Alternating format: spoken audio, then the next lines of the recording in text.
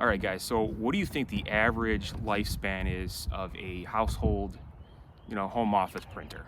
Okay, so think about that for a second. So I've actually had this one for over 20 years, believe it or not. I had it when I went to college, several moves. It's been super durable.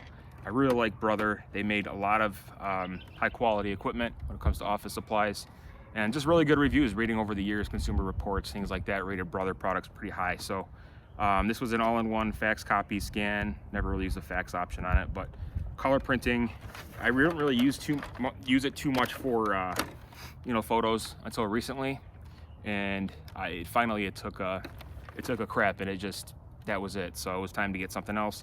I actually took this thing apart yesterday because I was wanting to see if it's something that I could work with and try to work with the printer head and try to clean it off, but I couldn't. I mean, I've always done the cleaning cycles, test runs, taking this whole assembly off. I mean, there's just this part you can take off. You can pull this apart, screws here. I was taking this whole thing apart.